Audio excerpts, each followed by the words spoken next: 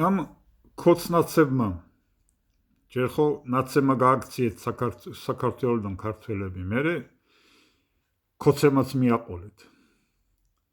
ახლა უცხო ტომელებით გინათ შეავსოთ საქართველო.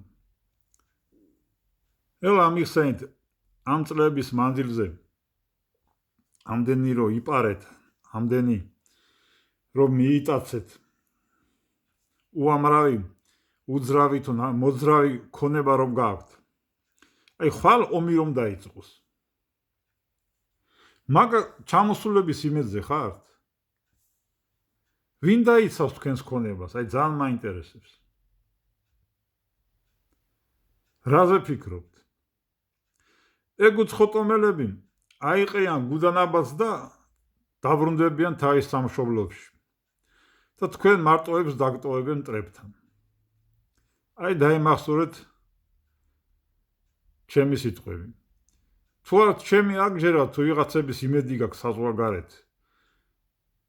ხო ხედავთ სააკაშვილი ყოფილმა პარტნიორებმა როგორ დაიკიდეს. სულაც არ ადარდებთ რა დღეში ყავთ დღეს თქვენი სააკაშვილი.